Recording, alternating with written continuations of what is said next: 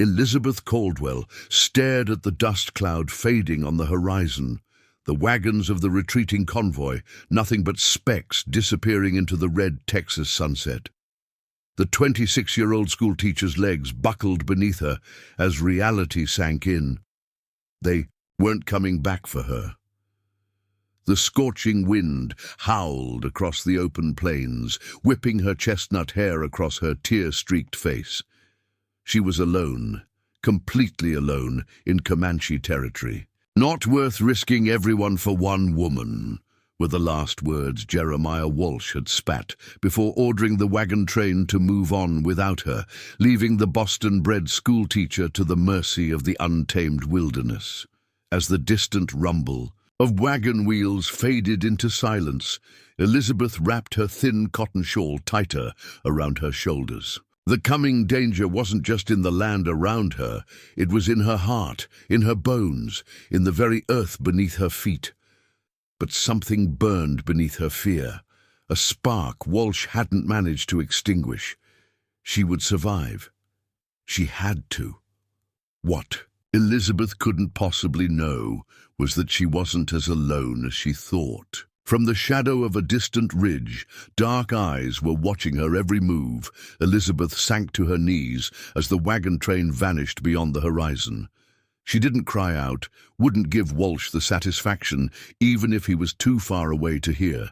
Her navy blue traveling dress and modest bonnet did little against the July heat beating down on the Texas plains. Her hands trembled not from fear, but from rage so deep it seemed to burn from within. "Troublesome woman," Walsh had growled, whiskey heavy on his breath as he'd ordered her from the lead wagon. "Your high-minded ideas and Eastern books have no place out here. Teaching savages to read, you'll get us all killed." 20 miles from the nearest fort, with nothing but the clothing on her back and her small carpetbag of teaching materials clutched in her hand, Elizabeth knew what waited for a woman alone on the frontier. Death, if she was fortunate. Captivity, if she wasn't. She rose shakily to her feet, scanning her surroundings. Flat red plains stretched in every direction, broken only by scattered mesquite and occasional rocky outcroppings. To the west, the setting sun painted the landscape in bloody hues. To the south, the silhouette of low hills promised possible shelter. To the north, a line of cottonwoods suggested the presence of a creek. Elizabeth had learned about survival from books, not experience. She left her comfortable Boston home 6 months ago, commissioned by the American Education Society to establish schools in the new settlements. She'd prepared for primitive conditions, cultural differences, even resistance to educating girls and native children. What she hadn't prepared for was abandonment, how to survive alone, how to navigate the threat of Comanche raids that had the settlements in constant fear, how to ignore the hollow ache that threatened to swallow her whole. The first stars appeared in the eastern sky as she started toward the creek, moving with purpose despite her exhaustion. Water first, then shelter. The basics of survival hadn't changed just because her world had shattered. One foot in front of the other, one breath after another. Darkness descended rapidly as she trudged through the waist-high grass, each step harder than the last. The weight of her situation pressed down on her shoulders like an iron yoke. 26 years old, and cast aside for daring to suggest that native children deserved education too. Walsh had been looking for an excuse to be rid of her since Fort Smith, when she'd first revealed her intention to teach any child who wished. To learn, regardless of background. The Indian school plans she'd shown him that morning had merely provided the final justification. "This territory eats idealists alive," he'd snarled as he'd forced her from the wagon. "We'll tell the settlement your fever took you. No one will question it after those cases back in Fort Gibson." The temperature dropped as night fully claimed the land, the day's scorching heat surrendering to a bone-deep chill. Elizabeth's teeth chattered uncontrollably as she reached the creek, finding it reduced to a series of stagnant pools in the summer drought. She crouched beside the largest pool, cupping the murky water in her hands and drinking sparingly. The moon rose, casting silver light across the landscape and transforming it into an alien terrain of deep shadows and pale highlights. Every rustling sound became a threat, a rattlesnake, a coyote, or worse, Comanche scouts. The stories she'd heard in the settlements had painted the Comanche as merciless, particularly toward white women. Elizabeth knew such tales were often exaggerated to justify territorial expansion, but alone in the darkness, fear overwhelmed rational thought. She needed shelter and fire. The creek bed offered some protection, a natural depression with overhanging banks. Elizabeth gathered fallen branches with trembling hands, arranging them into a crude lean-to against the creek bank. Her mother would have been appalled at the dirt beneath her fingernails, the tear in her skirt, the wild desperation in her eyes. Fire proved more challenging. Elizabeth had matches in her carpetbag, a luxury she now treasured beyond measure. It took 3 precious matches before the dry grass caught, the small flame casting dancing shadows across her impromptu camp. She fed the fire carefully, aware that it provided both life-saving warmth and a beacon announcing her presence to anyone or anything in the vicinity. The night hours crawled by in a haze of exhaustion and hyper-awareness. Elizabeth dozed, fitfully jerking awake at every sound, the crack of a twig, the call of a night bird, the whisper of wind through grass. Each time she woke, she added more fuel to her dwindling fire, rationing her wood supply with mathematical precision. Dawn arrived with grudging reluctance, painting the eastern sky in watercolor washes of pink and gold. Elizabeth crawled from her makeshift shelter, every muscle screaming in protest. Her dress was rumpled beyond repair, her hair a tangled mess, but she had survived the night. Small victory though it was, she clung to it fiercely. She assessed her resources with the methodical mind that had made her an excellent teacher. The carpetbag contained her Bible, a journal and pencil, a small medical kit, a packet of matches, a folding knife that had been her father's, and the curriculum materials. She'd prepared for her new school. Practical items, but nothing designed for wilderness survival. Her stomach growled painfully, reminding her that she hadn't eaten since the previous morning. Food would need to be her primary concern today. Elizabeth had read about edible plants in her natural sciences books, but identifying them in practice proved daunting. She eventually gathered what she believed were prickly pear fruits, carefully removing the spines with a stick before taking a tentative bite. The tart flesh flooded her mouth with moisture and much-needed sustenance. As the morning heat intensified, Elizabeth confronted the question of what to do next. The nearest settlement, Jackson's Crossing, lay approximately 20 miles east, at least 2 days walking in her condition. Walsh and the wagon train would be there, spreading whatever tale he'd concocted about her demise. She had no desire to face the man again, nor to endure the settlers' pity or suspicion. Fort Belknap lay somewhere to the south, perhaps 30 miles if her mental map was accurate. A military outpost might offer more impartial assistance, but the journey would be longer and more perilous. To the west stretched Comanche territory, not a viable option for a lone white woman if the stories held any truth. North led deeper into contested lands, where various tribes still maintained a presence despite the government's efforts to confine them to reservations. Before we jump back in, tell us where you're tuning in from, and if this story touches you. Make sure you're subscribed, because tomorrow I've saved something extra special for you. Elizabeth's deliberations were interrupted by a sound that froze the blood in her veins, the distant thunder of hoofbeats. She scrambled to the creek bank, pressing herself into the shadow of the overhanging earth. The riders were too far away to determine their identity, but anyone in this territory, settler, soldier, or native, could represent danger to a woman. Alone, The hoofbeats faded, but Elizabeth's momentary relief was short-lived. She couldn't remain by this diminishing creek indefinitely. She needed to move, to find more sustainable shelter, to improve her chances of survival beyond mere hours or days.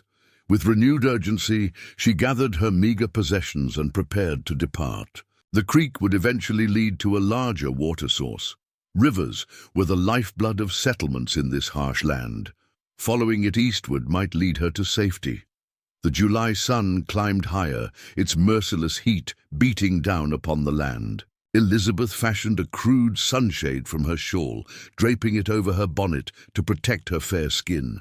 Her throat burned with thirst, her lips cracking from dehydration. The stagnant pools offered increasingly unpalatable water, but she drank sparingly, knowing that even foul water was preferable to none. By midday, the creek bed had narrowed, the pools more widely spaced. Elizabeth's pace slowed, each step requiring conscious effort. The optimism that had carried her through the night was fading under the relentless sun. Visions of her cool Boston parlor, of her parents' worried faces, of the school she'd never establish, flickered through her heat-addled mind. "One more step," she whispered, her voice cracking in the dry air. "Just one more." The man's mouth twitched, not quite a smile. "Why would I kill you, teacher woman?" "Because—" Elizabeth faltered, suddenly aware of the prejudice inherent in her assumption. "Because that's what settlers say the Comanche do to whites who trespass on their territory, and settlers speak only truth about my people." The question hung in the air between them, requiring no answer. "I am not Comanche," he continued after a moment. "I am Kiowa." The correction seemed important, though it did little to alleviate Elizabeth's concern. The Kiowa were allies of the Comanche, equally feared in settlement gossip. "My name is Tahto," he added, the first personal information he'd volunteered. "It means winged one in my language." Elizabeth nodded, filing away this information while trying to assess her options. Running was clearly futile. She was exhausted, and he would catch her in moments. Fighting was equally absurd. Her folding knife would be useless against his evident strength and weaponry. Reason might be her only defense. "Why are you here alone, Tahto?" she asked, hoping conversation might humanize her in his eyes. He studied her for a long moment before responding. "I patrol this border between worlds." He gestured to the east and west. "I watch for those who would bring trouble to my people." "Am I trouble?" "That," he said with unexpected gravity, "remains to be determined." The answer was neither comforting nor threatening. Elizabeth sensed she was being evaluated according to criteria she didn't understand. She straightened her shoulders, meeting his gaze directly. "I meant no trespass," she said. "I was abandoned without supplies or direction. If you'll point me toward Fort Belknap, I'll gladly leave your territory." Tahto's expression shifted subtly. "Fort Belknap is 3 days' walking." He glanced at the sky, then back at Elizabeth's sunburned face and trembling hands. "You would not survive the journey alone." The blunt assessment matched her own private conclusion, but hearing it stated so matter-of-factly sent a chill through her despite the heat. "What choices do I have?" she asked, the question more genuine than rhetorical. Tahto seemed to consider this, his gaze moving from Elizabeth to the horizon and back again. He appeared to be weighing options, making calculations she couldn't begin to fathom. "Night comes," he said finally. "This place is not safe. Coyotes, snakes, men worse than both." He gestured to the west. "I have camped 2 hours walking. You may follow or stay, your choice." With that abrupt offer, he turned and began walking away, clearly expecting no discussion or gratitude.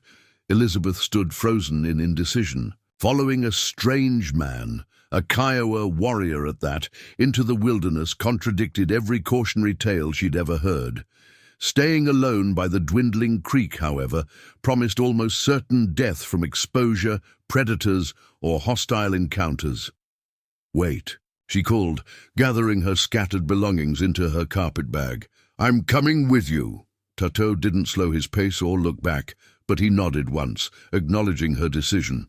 As Elizabeth hurried to catch up, struggling to match his long strides in her impractical shoes and restrictive clothing, she couldn't shake the feeling that she was leaving behind more than just a failed attempt at survival.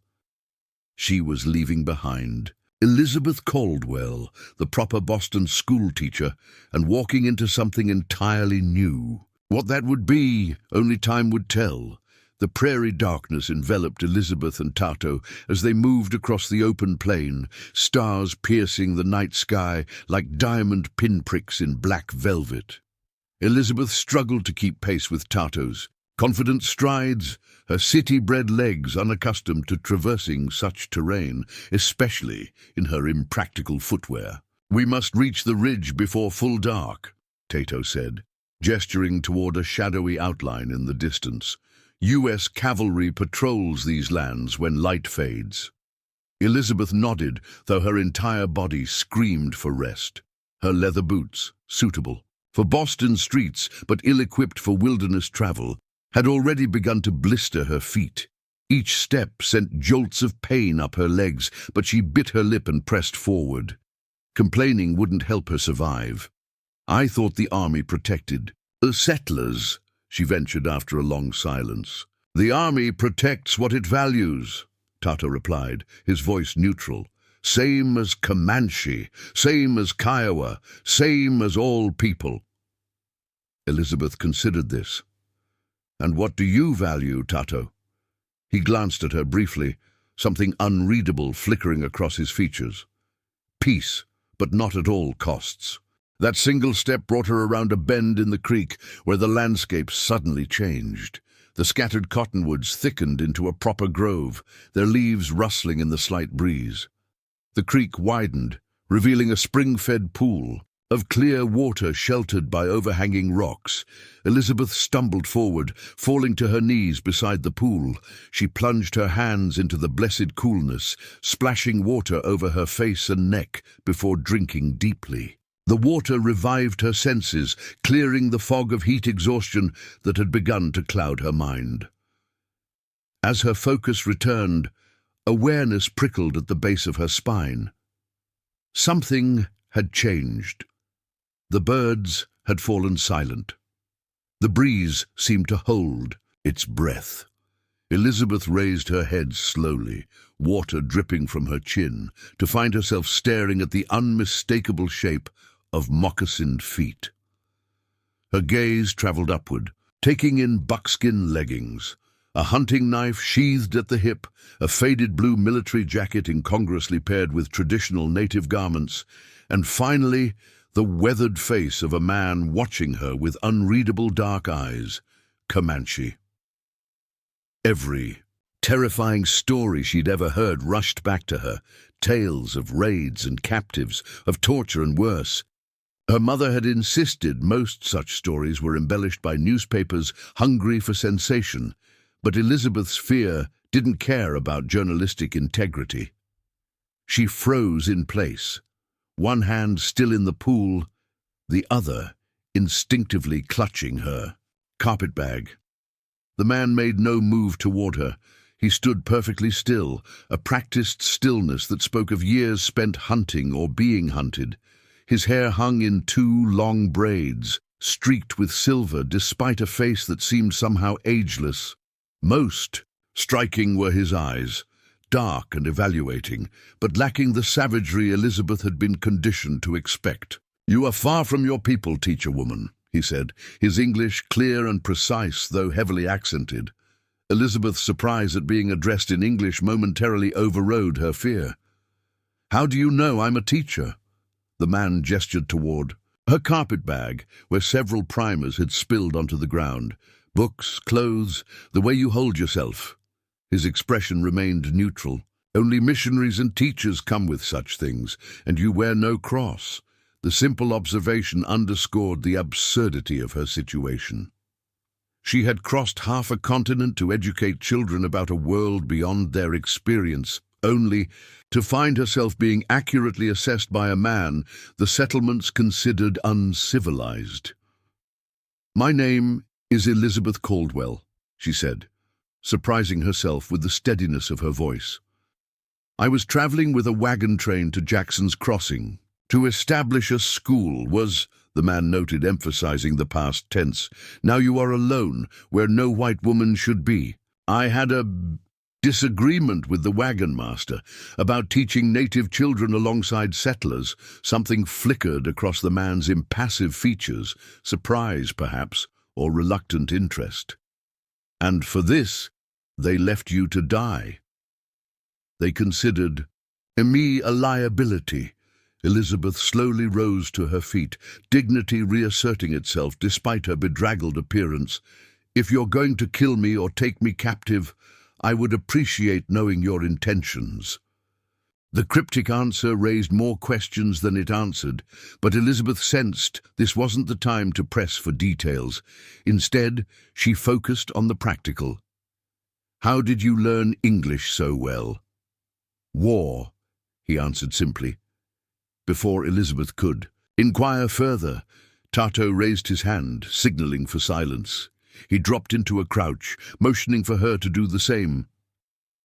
Elizabeth complied instantly, her heart pounding as she strained to hear whatever had alerted him. In the distance, the rhythmic drumming of hoofbeats approached, multiple riders moving at a steady pace. Tato pulled Elizabeth into the shadow of a large boulder, his hand firm but gentle on her shoulder. "Cavalry patrol," he whispered, his breath warm against her ear. "6 men. Routine sweep." "Will they help me?" Elizabeth whispered back. Tato's expression hardened. "They might, or they might question why Boston teacher woman travels alone with Kiowa man. Ask yourself which story they more likely believe, yours or what they already think." Elizabeth's stomach tightened as she absorbed the implications. Even if the soldiers didn't harm her, they would almost certainly assume the worst of Tato. She might be facing abandonment again, or worse, becoming complicit in the mistreatment of the man who had offered her protection. They remained motionless as the patrol passed within 100 yards of their position, the soldiers' silhouettes, visible against the starlit sky. Only when the sounds had faded completely did Tato release her arm and rise. "You did not call out," he observed, studying her with new interest. "No," Elizabeth agreed, somewhat surprised by her own decision. "I didn't." Tato nodded once, as if confirming something to himself, then resumed walking. This time, he moderated his pace slightly to accommodate her fatigue, a small concession that Elizabeth appreciated more than she could express. They reached the ridge as the moon climbed higher, illuminating a landscape Elizabeth had only glimpsed. In the fading daylight, from this elevation, she could see for miles in every direction. Endless rolling prairie to the east, rugged hills to the west, and directly below them, a small valley where a stream cut through rocky terrain. There, Tato pointed toward a cluster of cottonwoods near the stream. "Camp." As they descended into the valley, Elizabeth looked for signs of a settlement, tents, campfires, other people. She saw nothing but natural landscape. Tato led her to the base of the largest cottonwood, where the tangled roots had created a natural hollow, partially sheltered by overhanging rock. "This is your camp?" she asked, unable to hide her surprise. "One of many," he replied, kneeling to arrange stones in a small circle. "I do not sleep in same place twice. Not safe." While Elizabeth watched, bemused, Tato efficiently prepared a small fire pit, gathering dry brush and twigs from the surrounding area. His movements were economical, practiced, the actions of a man who had made countless fires in countless locations. When the flames caught, he kept them low and nearly smokeless, through techniques Elizabeth had never witnessed. "Sit," he instructed, gesturing to a flat rock near the fire. "Rest feet." Elizabeth sank down gratefully, extending her aching feet toward the warmth. Tato disappeared briefly into the darkness, returning with what appeared to be a small animal. A rabbit, she realized, with a mixture of hunger and squeamishness. With quick, practiced motions, he skinned and cleaned the creature before spitting it over the fire.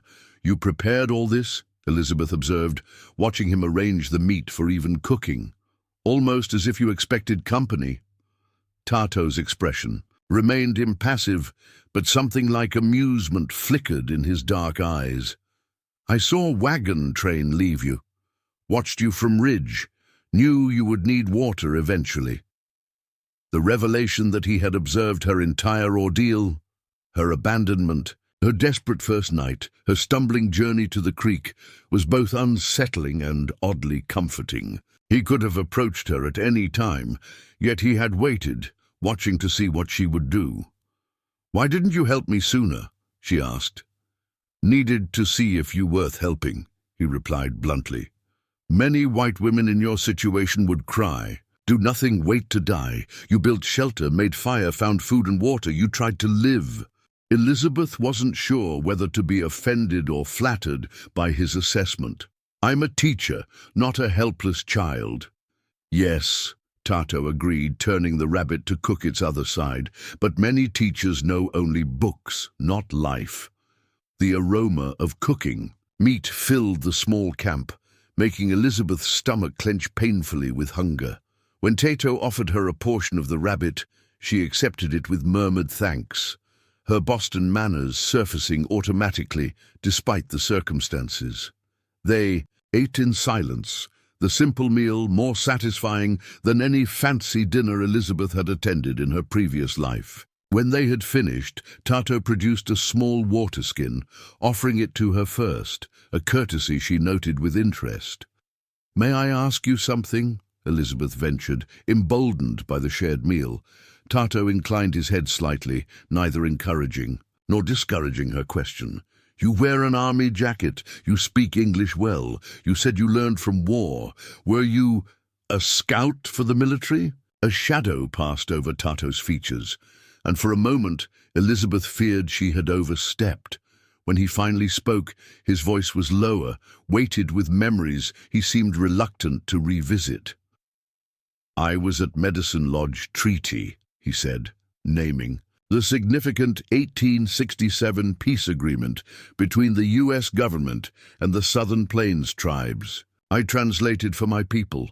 Before that, I fought bluecoats for 6 summers. After treaty, I scouted for Army 4 winters." Elizabeth absorbed this revelation with growing understanding. "You've lived in both worlds and belong fully to neither." "Now," Tato added, surprising her with his candor, "to Kiowa I am too white in my thinking. To whites I am always savage. So I live here." He gestured to the wilderness around them. In the space between, there was no self-pity in his statement, merely a pragmatic acceptance of his reality. Elizabeth found herself examining her own preconceptions, the comfortable certainties that had accompanied her westward journey, now seeming increasingly naive. "Why did you leave the army?" she asked. Tato prodded the fire with a stick, sending sparks spiraling into the night sky. "They ordered me to help find Kiowa families hiding from reservation, children, elders, women. I refused." His expression hardened. "Captain Harland had them killed anyway. 27 souls. I left next day." The stark brutality of the story struck Elizabeth like a physical blow. She had read newspaper accounts of Indian troubles, but had always suspected the reports were sensationalized. Hearing such atrocities confirmed firsthand by someone who had witnessed them challenged her understanding of the world she had entered. "I'm sorry," she said, the words wholly inadequate but sincerely meant. Tato acknowledged her sympathy with a slight nod. "Tomorrow, I take you to trading post at Red Fork Creek. Man there, McAllister, is fair. He will help you reach Fort Belknap, or settlement, whichever you choose." Elizabeth nodded, relief mingling with an unexpected reluctance. The promised trading post represented safety, a return to the white world and its familiar structures. Yet in just one day, her perspective had shifted dramatically, making that world seem less secure, less righteous than she had once believed. "Thank you," she said simply, "for everything." "Sleep now," Tato instructed, arranging his blanket beside the fire. "I will watch first." Preparing this story took us a lot of time, so if you are enjoying it, subscribe to our channel. It means a lot to us. Now back to the story. Despite her exhaustion, sleep proved elusive for Elizabeth. Her mind churned with the day's events, with Tato's revelations, with uncertainty about the future. When she finally drifted off, her dreams were a chaotic blend of Boston parlors and prairie skies, of classroom recitations and cavalry charges. She woke with a start, heart pounding. The fire had burned down to embers, casting only faint illumination against the surrounding darkness. Tato sat motionless at the edge of their camp, his silhouette barely visible. "What is it?" she whispered, sensing his alertness. "Riders," he replied without turning. "Not soldiers, not Comanche." Elizabeth strained her ears but heard nothing. "How can you tell?" Pattern of movement, direction, way horses sound on soft ground versus stone. His voice remained calm, analytical. 3 men, moving slow, searching, not traveling. A chill that had nothing to do with the night air ran down Elizabeth's spine. "Looking for me?" "Perhaps," Tato acknowledged, "or for easy prey of any kind. This territory breeds men who hunt whatever cannot defend itself." He rose silently, gathering their few possessions with efficient movements. "We leave now. Different direction than planned." Elizabeth didn't question his decision, quickly folding the blanket he had provided and securing her carpetbag. The brief rest had done little to alleviate her fatigue, but fear provided fresh energy. She followed Tato away from their campsite, moving as quietly as her cumbersome dress and impractical boots would allow. They traveled westward, deeper into territory Elizabeth had been taught to fear, skirting rocky outcroppings and using natural features for concealment. Tato moved with absolute confidence even in the darkness, occasionally reaching back to guide Elizabeth over difficult terrain with a firm hand. "Who are they?" she ventured when they paused to rest in the shadow of a limestone formation. "Men who live by taking," Tato replied grimly. "Buffalo hunters, whiskey traders. Sometimes they hunt people too, when buffalo's scarce. Bounty hunters." Elizabeth had heard rumors of such men operating in the territories, capturing escaped prisoners, army deserters, and occasionally native people for whom rewards had been offered. Some, yes. Tato scanned the horizon, his eyes missing nothing in the moonlit landscape. Others take women, children, sell them in Mexico, blame raids on Comanche. The matter-of-fact description of such evil turned Elizabeth's stomach. "And you think they're looking for me specifically?" Wagon master may have told others about Boston woman left on trail. Easy target with value. Ransom from your family, perhaps, or sale elsewhere. He glanced at her, eyes narrowing slightly.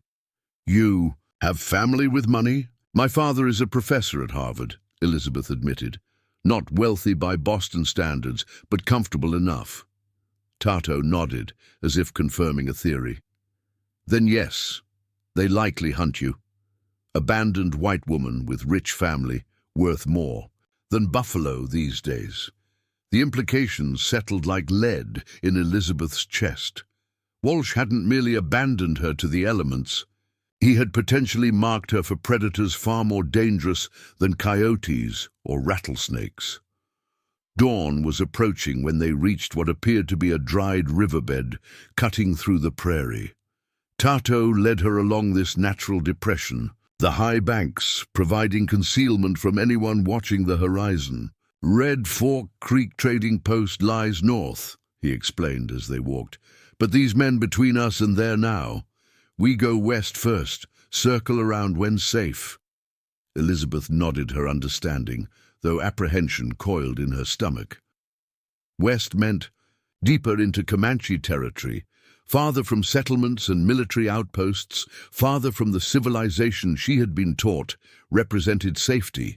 As the first light began to paint the eastern sky, Tato found them shelter in a small ravine where spring rains had carved a hollow beneath an overhang. It wasn't much, but it offered protection from both elements and observation. "Rest now," he instructed. "Travel again when sun high, harder to see us then." Elizabeth sank down gratefully, her legs trembling with exhaustion. Tato remained at the ravine's edge, his vigilance unbroken, despite what must have been his own fatigue. Something about his posture, the set of his shoulders, the stillness with which he held himself, spoke of a man accustomed to being the last line of defense. "You don't have to do this," Elizabeth said softly. "Risk yourself for me. You could have left me at the creek or handed me over to that cavalry patrol." Tato was silent for so long that Elizabeth thought he might not answer. When he finally spoke, his voice held the same matter-of-fact quality with which he approached everything. "Long ago I found White Boy, younger than you, survivor from wagon train, attacked by men like those who hunt now, not Comanche, though they dressed to look so, boy's family all dead." He paused, the memory clearly still vivid. "I took him to fort, thinking they would care for him. Instead, they accused me of attack, put me in iron cage 6 moons. Boy died of fever before truth discovered."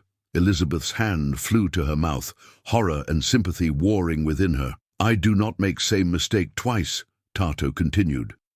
"Will not deliver you to those who might harm you. Will take you only to place I know is safe." The simple declaration, devoid of self-righteousness or expectation of gratitude, moved Elizabeth profoundly. Here was a man who had every reason to despise people like her, people whose government had systematically destroyed his way of life, whose soldiers had killed his people, whose society had imprisoned him for an act of mercy. Yet he was risking his life to ensure her safety. "Thank you," she said, the words wholly inadequate to express her gratitude. Tato acknowledged her thanks with a slight nod, then returned his attention to their surroundings, alert to any sign of pursuit. Despite her racing thoughts and the hard ground beneath her, exhaustion soon claimed Elizabeth. She drifted into uneasy sleep, dreams filled with pursuing horsemen and endless prairie. When she woke, the sun was high overhead, heat shimmering above the ravine in visible waves. Tato sat nearby, carving something from a piece of wood with his hunting knife. He had allowed her to sleep far longer than the few hours he had suggested. "You should have woken me," she said, sitting up and brushing dust from her skirt. "You needed rest," he replied simply, setting aside his carving, a small animal figure she noted with interest. "We move soon. Drink first." He offered his water skin, which Elizabeth accepted gratefully.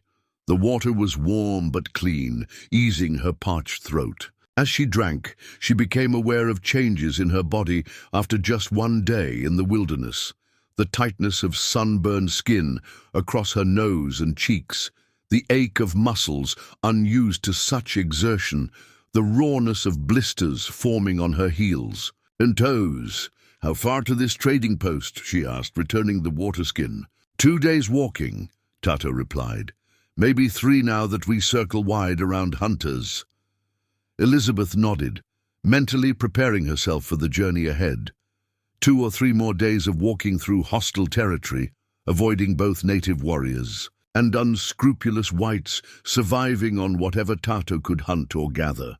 The task seemed insurmountable, yet the alternative, capture by bounty hunters or worse, was umph. They moved out as the sun began its westward descent, the worst of the day's heat finally relenting. Tato led them along the dry riverbed for several miles before ascending to higher ground where scattered juniper provided occasional shade. He maintained a vigilant watch, frequently pausing to scan the horizon or listen to sounds Elizabeth's untrained ears couldn't detect. Her dress, once a proper Navy traveling costume, had become a tattered encumbrance. The hem was torn and filthy, the bodice stained with dust and sweat. Elizabeth had abandoned all concern for appearances, using her hairpins to secure the worst tears and rolling her sleeves to allow her arms greater freedom of movement. "You learn quickly," Tato observed, as she navigated a rocky incline without assistance. Most city women would still be crying for help. "Necessity is an excellent teacher," Elizabeth replied, surprising herself with a small smile despite their circumstances. "Though I admit I never expected my education to include wilderness survival." "Best education prepares for what is not expected," Tato said with unexpected wisdom. "Book learning has place, survival learning has place. Wise person knows both." Elizabeth contemplated his words as they continued their journey. Her Boston education had indeed failed to prepare her for this reality, not just the physical challenges of the frontier, but the moral complexities. The simplistic narratives of civilization versus savagery, of manifest destiny and American progress, seemed hollow against her lived experience of the past 2 days. Toward evening, they reached what Tato identified as Comanche hunting territory. Elizabeth's apprehension must have shown on her face, for he paused to address her concerns. "Not all Comanche same," he explained. "Many bands, many leaders. Some make war on whites, some trade, some hate all outsiders, some accept those who show respect." "And the ones whose territory we're entering?" Elizabeth asked, "led by Chief Quanah Parker, son of white captive woman and Comanche father. He understands both worlds." Tato's expression revealed a hint of admiration. "Fierce warrior, but also wise. Knows old ways cannot last forever." The revelation that a Comanche leader could have a white mother challenged Elizabeth's understanding of the rigid boundaries she'd been taught existed between native and settler societies. "Will we encounter his people?" "Possible," Tato acknowledged. "If we do, I speak first. You stay silent unless asked direct question." Elizabeth nodded her agreement, grateful for the instruction. The last thing she wanted was to inadvertently cause offense through ignorance. They made camp that night in a hollow beneath an overhanging rock face, the natural formation providing shelter and concealment. Tato constructed a smaller fire than before, keeping the flames low and using dry wood that produced minimal smoke. Elizabeth gathered what edible plants she could identify under his guidance: wild onions, prickly pear fruits, and something Tato called prairie turnip that required digging to unearth. The meal was meager but sustaining. As they ate, Elizabeth found herself studying Tato with increased interest. In the firelight, she could see details she'd missed before: a long scar running along his jaw, the slight stiffness in his left shoulder suggesting an old injury, the deep creases around his eyes that spoke of years squinting against the sun. "How old are you?" she asked, then immediately regretted the question. "I'm sorry, that's impertinent." Tato seemed more amused than offended. 42 winters, he answered. "Though Kiowa count differently than whites, we mark the summers of a man's war parties, the winters of his survival." "By that measure, you must be ancient," Elizabeth observed, thinking of all he must have experienced in those years. Something like a smile flickered across his features. "Some days I feel so." He studied her in return. "And you, teacher woman? How many winters?" 26, she replied, "though I feel much older since arriving in this territory." "Hardship ages the body, strengthens the spirit," Tato said. "If spirit survives." They fell into companionable silence. The crackling fire and distant coyote calls the only sounds, disturbing the prairie night. Elizabeth felt an odd sense of peace despite their precarious situation, a clarity she'd never experienced in Boston drawing rooms or even in her classroom. Here, stripped of social niceties and conventions, existence reduced to its most fundamental elements, water, food, shelter, safety, she felt strangely alive. "Why did you become teacher?" Tato asked suddenly, breaking the silence. The question caught Elizabeth off guard. No one had asked her that since the school board interview in Boston. "I believe knowledge is power," she answered after a moment's reflection. "That education can free people from ignorance and prejudice." "Noble words," Tato observed, his tone neither mocking nor particularly impressed. "But sometimes knowledge brings new chains. Government schools teach Indian children white man's knowledge, but force them to forget their own." Elizabeth flinched slightly at the criticism. "That's not what I intended. I wanted to teach reading, writing, mathematics, tools anyone can use for their own purposes, not to erase their culture." "Intention matters less than result," Tato replied. "White teachers come with good hearts but serve government purpose, make Indian children stop being Indian." The accusation stung partially because Elizabeth recognized its truth. The American Education Society that had sponsored her journey westward certainly viewed civilizing the natives as a primary goal. She had chosen to focus on the practical aspects of education rather than confront the underlying ideology. "Perhaps that's why Walsh abandoned me," she admitted. "I told him I intended to teach all children equally, to respect their heritage rather than supplant it." Tato studied her with renewed interest. "Dangerous ideas in this territory," he observed, "for both sides." Before Elizabeth could respond, Tato suddenly stiffened, his head turning sharply toward the east. He extinguished the fire with a handful of dirt in one swift motion, plunging them into darkness. "What is it?" Elizabeth whispered, heart pounding. "Horses," he replied, voice barely audible. "Same riders from before, 3 men." The persistent pursuit sent a chill through Elizabeth. These men, whoever they were, had tracked them across miles of wilderness, changing course when Tato and Elizabeth had altered their route. This was no random encounter. They were being hunted with deliberate intent. "How did they find us?" she breathed. "Professional trackers," Tato answered grimly. "Maybe former army scouts. They follow broken grass, disturbed stones, faint trails most would miss." He guided Elizabeth deeper into the hollow, positioning her where the rock overhang provided maximum concealment. "Stay here, no sound, no movement." "Where are you going?" she asked, fear clutching at her throat. "To watch," he replied. "Need to know if they pass by or if they found our trail." Before Elizabeth could protest, Tato had melted into the darkness with unsettling silence, leaving her alone with her fears. She pressed herself against the cool rock, straining her ears for any sound of approaching danger. Minutes stretched into what felt like hours, the darkness oppressive in its completeness. Without the fire or Tato's reassuring presence, every rustle of wind through grass became a threat, every distant animal call a warning.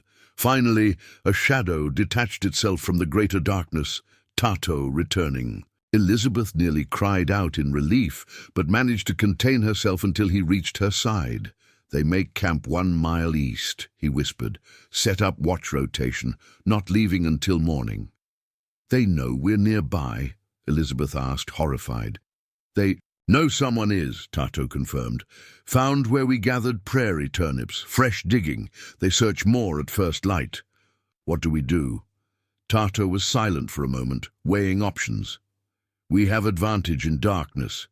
They expect us to hide, to run. We do neither." Elizabeth wasn't sure she understood. "What then?" "We circle behind them," Tato explained. "Move east while they look west. Put ourselves between hunters and trading post."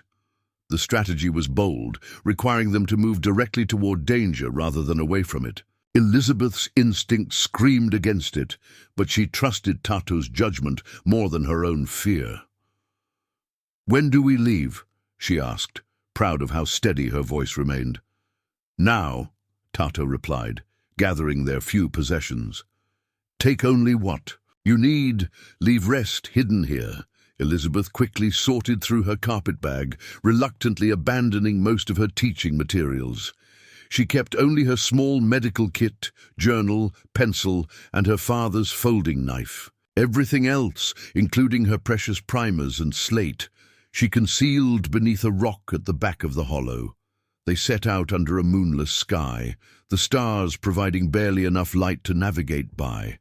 Tato moved with supernatural confidence, guiding Elizabeth with occasional touches to her arm or back when the terrain grew challenging. They maintained absolute silence, communication reduced to hand signals and meaningful glances.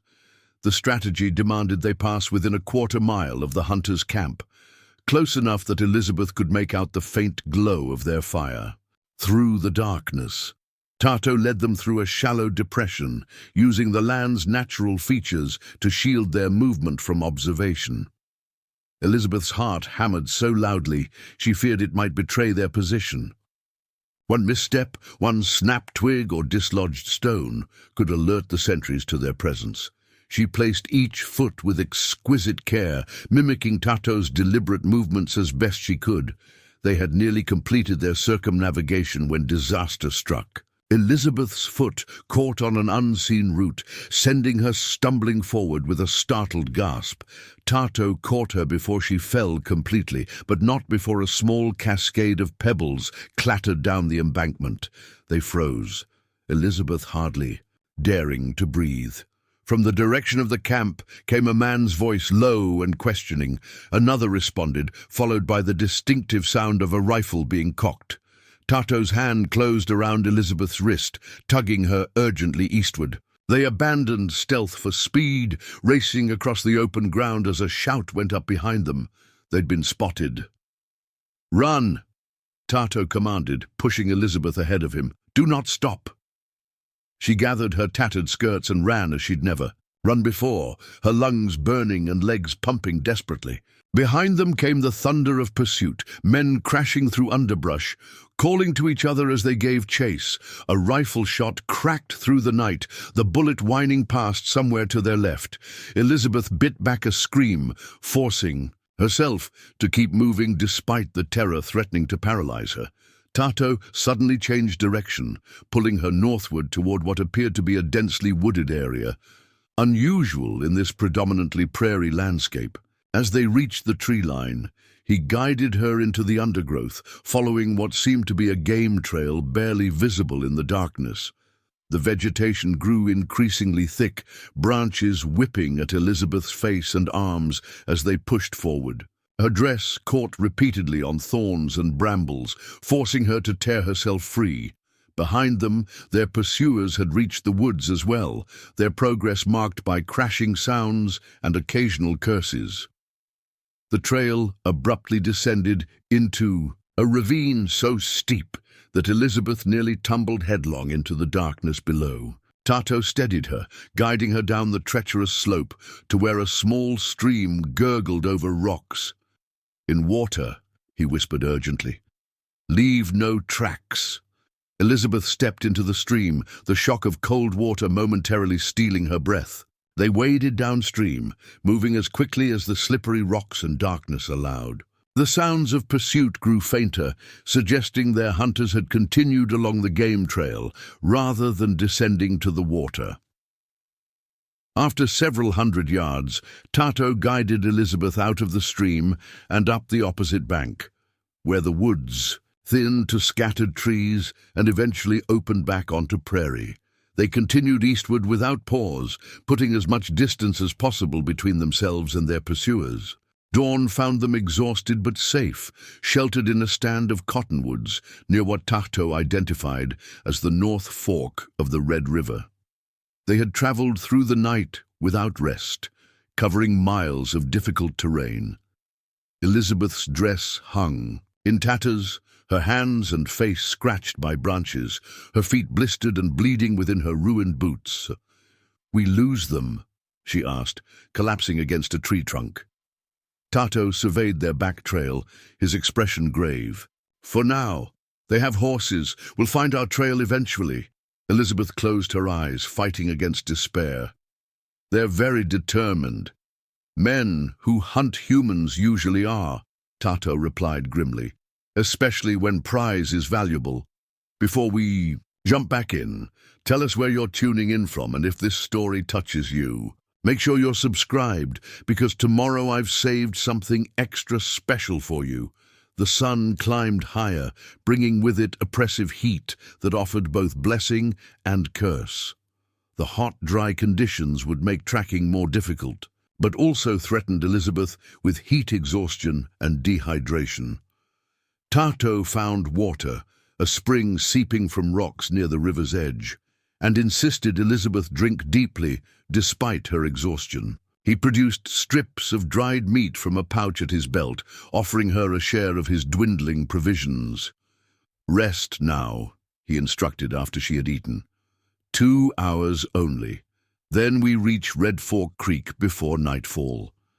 Elizabeth wanted to protest that such a journey seemed impossible in her condition, but Tato's expression brooked no argument. She curled on her side in the shade, using her arm as a pillow, and fell immediately into the dreamless sleep of absolute exhaustion. Tato woke, her precisely 2 hours later, offering more water before helping her to her feet. Every muscle in Elizabeth's body protested the movement, but she forced herself upright through sheer determination. "How far?" she asked, wincing as she put weight on her blistered feet. 8 miles, Tato replied. "Difficult ground, but safer. Route than open prairie," Elizabeth nodded, mentally preparing herself for the ordeal ahead. 8 miles might have been an afternoon stroll in Boston Public Garden, but here, in her condition, it might as well have been 100. They set out at a pace that seemed deliberately moderate, not so fast that Elizabeth couldn't maintain it, but brisk enough to cover ground efficiently. Tato led them along the riverbank where possible, occasionally diverting inland when the terrain demanded it. Throughout the journey, he maintained a vigilant watch, frequently scanning the horizon for signs of their pursuers. As they walked, Elizabeth's mind turned to what awaited her at Red Fork Creek. The trading post represented safety from immediate danger. But what then? Her original destination, Jackson's Crossing, was no longer an option. Walsh would ensure she received no welcome there. Fort Belknap might offer military protection, but after hearing Tato's experiences, Elizabeth was less certain of finding justice or understanding from the army. More troubling still was the realization that she was reluctant to part ways with her unlikely protector. In just 3 days, Tato had challenged everything she thought she knew about the frontier, about native peoples, about her own place in the shifting mosaic of Western expansion. The prospect of returning to white society, with its comfortable certainties and unexamined prejudices, no longer held the appeal it once had. "What will you do?" she asked suddenly. "After you deliver me to the trading post?" Tato glanced at her, something unreadable in his expression. "Continue as before. Watch borders. Protect my people where I can." "Alone?" He shrugged slightly. "Is my way now. Not Kiowa enough for tribe, not white enough for settlements. Better to walk between worlds alone than belong nowhere." The simple statement of his isolation struck Elizabeth deeply. For all her current hardships, she had a home to return to, a community that would welcome her back with open arms. Tato existed in a liminal space created by the very collision of cultures that had brought Elizabeth west in the first place. "It doesn't seem fair," she said quietly. "Fair has no meaning on frontier," Tato replied, his voice neither bitter nor self-pitying. "Only survival matters, only respect endures." They walked in silence for another mile, each lost in private thoughts. The sun began its westward descent, casting long shadows across the landscape. According to Tato's estimation, they were now less than 3 miles from Red Fork Creek. Elizabeth was about to ask how much longer when Tato suddenly stiffened, raising his hand for silence. His head turned slowly, scanning the horizon with predatory intensity. Elizabeth followed his gaze, but saw nothing unusual. Just endless prairie and scattered woodland. "What is it?" she whispered. "Dust," Tato replied tersely. "West horizon. Riders coming fast." Elizabeth's heart sank. The hunters? Maybe. Or Comanche. Or cavalry patrol. He studied the distant cloud for a moment longer. Too many horses for hunting party. 6, maybe 8 riders. Elizabeth felt a surge of hope. Perhaps they're travelers, merchants heading to the trading post? Possible, Tato acknowledged, but we take no chances. He led her toward a nearby ravine where erosion had carved deep channels into the red earth. The formation offered concealment, but limited escape routes if they were discovered. Elizabeth followed without protest, trusting Tato's judgment even as fear clutched at her throat. They positioned themselves where they could observe without being seen, Tato's hand resting lightly on his knife hilt. As the riders drew closer, details became clearer. A mixed group of men, some in frontier buckskins, others in partial military attire. At their head rode a burly figure Elizabeth recognized with a shock of dismay. "Walsh," she breathed, shrinking. Further into the shadows. The wagon master. Beside him rode a thin man in a dusty black coat that marked him as either a preacher or an undertaker. The others appeared to be a mixture of settlers and hired guns, well-armed and weathered by frontier. Life Tato's expression darkened. "You know these men?" "Only Walsh," Elizabeth whispered. "The one in front. He led the wagon train that abandoned me." Tato studied the approaching party with renewed intensity. "He hunts you now." "Why?" "I don't know," Elizabeth admitted. Confusion, mingling with fear. "Perhaps he fears I survived and will reveal what he did. Or maybe he's working with the bounty hunters, hoping for a share of whatever ransom they might claim." The riders slowed as they approached the ravine, clearly following some trail invisible to Elizabeth's untrained eye. Walsh raised his hand, bringing the party to a halt barely 50 yards from their hiding place. "Tracks lead this way," he called, his harsh voice carrying clearly in the still air. "They can't be far now." The man in the black coat urged his horse forward. "Remember, our agreement, Walsh. The woman is to be taken alive and unharmed. My congregation raised considerable funds to rescue this poor soul from savage captivity." Elizabeth's confusion deepened. Rescue? Congregation? What tale had Walsh spun to mobilize such a party? "Of course, Reverend," Walsh replied, his tone obsequious. "We're here on a mission of Christian mercy after all.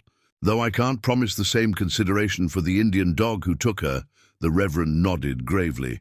"The Lord's work sometimes requires harshness toward the enemies of civilization. If the heathen resists, you may do what is necessary." Elizabeth felt sick at the hypocrisy unfolding before her.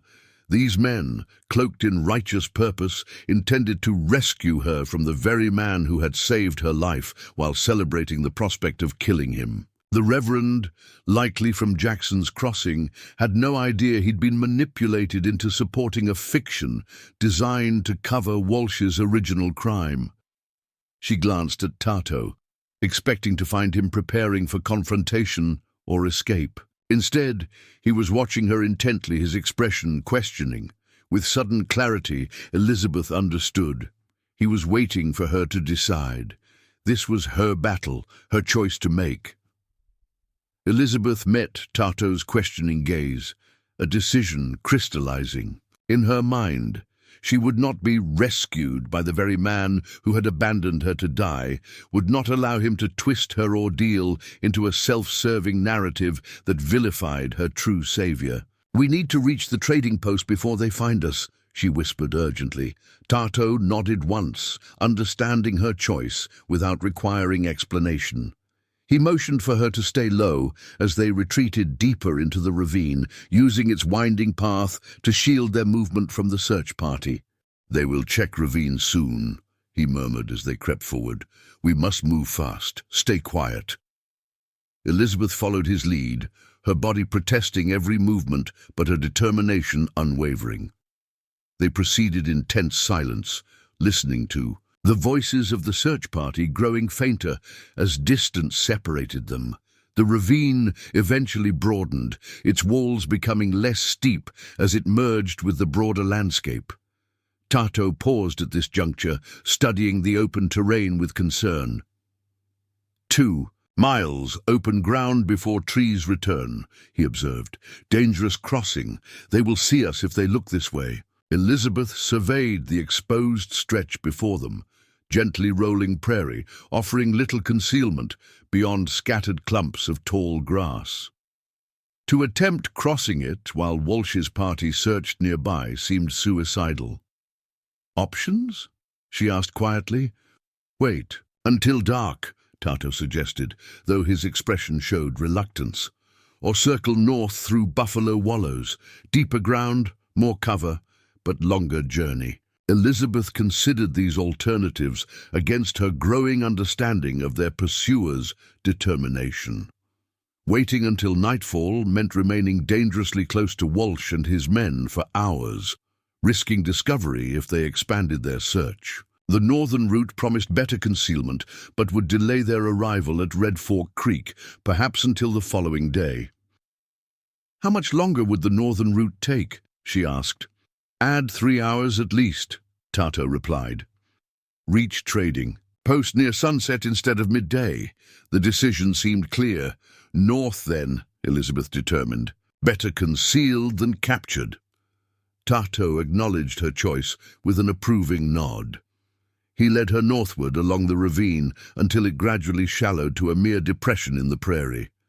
Here, he paused to gather several stalks of dried grass, which he bound together and handed to Elizabeth. "Cover tracks where ground is soft," he instructed, demonstrating a sweeping motion that erased their footprints as they proceeded. "Move only through hardest ground when possible." Elizabeth accepted this new lesson in prairie craft with focused attention, recognizing how completely her survival now depended on such knowledge. Together they emerged from the ravine, staying low and moving from one natural feature to another, a rocky outcropping, a patch of prickly pear cactus, a slight rise in the land that blocked sightlines from the south. The Buffalo Wallows, when they reached them, proved to be shallow depressions scattered across the landscape, circular indentations, where herds had once rolled and dust-bathed before the great slaughter that had nearly eradicated them from the plains. Some were mere dips in the terrain, while others formed substantial hollows, deep enough to conceal a standing person. Tato guided Elizabeth from one wallow to the next, sometimes crawling on hands and knees to avoid presenting a silhouette against the horizon. The progress was painfully slow, each 100 yards requiring careful planning and execution. Elizabeth's dress became further shredded, her hands raw from the rough ground, but she pressed forward without complaint. By midday, they had covered perhaps half the distance to Red Fork Creek. Tato called a brief halt in a deeper wallow where a stunted mesquite provided meager shade. Here they shared their remaining water and the last strips of dried meat. "You show courage," Tato observed as Elizabeth chewed the tough jerky. "Many would have surrendered to rescuers, even false ones." "They aren't rescuers," Elizabeth replied, grimly. "Walsh abandoned me to die when I proposed teaching native children. Now he presents himself as my savior to cover his crime." She met Tato's gaze directly. "I won't reward such duplicity, nor will I betray the man who truly saved me." Something shifted in Tato's expression, a subtle softening of his habitual reserve. "Most whites see only what they expect to see. You see what is." "My eyes have been opened these past days," Elizabeth admitted, "to truths I suspected, but never truly understood until experiencing them firsthand." Their moment of connection was shattered by a distant sound, the whinny of a horse carried on the hot prairie wind. Tato tensed, rising slightly to peer over the wallow's edge. "Riders," he confirmed, ducking back down, moving north from where we left ravine, following our trail despite precautions.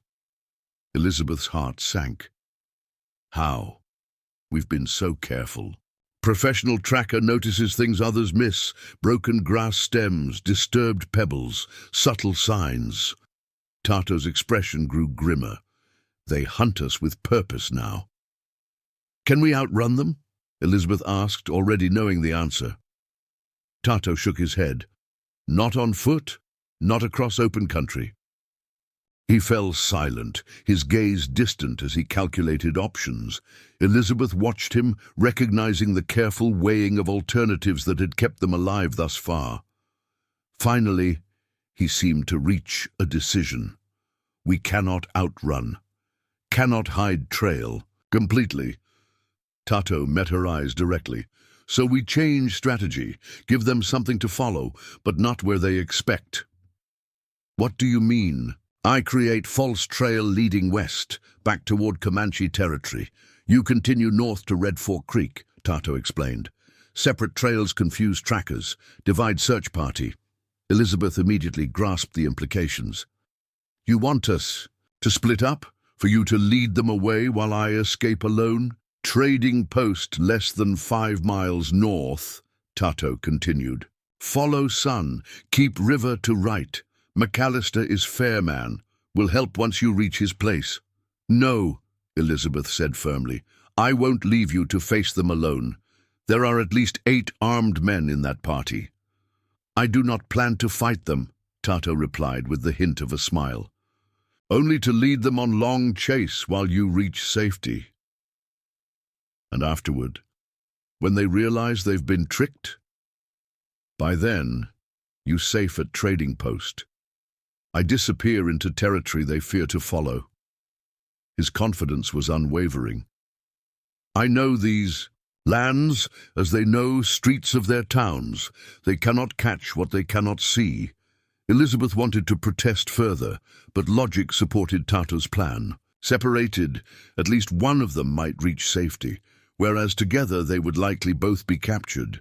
Still, the prospect of continuing alone filled her with dread. "I don't know if I can find my way," she admitted. "What if I become lost?" Tato reached into his pocket and withdrew a small object, a bone whistle carved with intricate designs. "Take this," he said, pressing it into her palm. "If lost or in danger, blow 3 short notes. My people will hear, will help." "Your people?" Elizabeth echoed, confused. "I thought you lived alone between worlds." "I patrol alone," Tato corrected. "But Kiowa still acknowledge me as scout, as protector of borders. Some camp north of trading post this moon. They will recognize Whistle's call." Elizabeth closed her fingers around the small talisman, its weight in her hand strangely comforting. "How will I find you again? To return this, to thank you properly."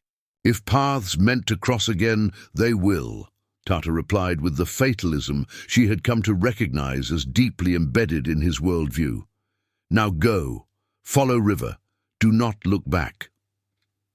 Before Elizabeth could respond, Tato had gathered a handful of dried grass stalks and begun moving westward in a half-crouch, leaving an intentionally visible trail.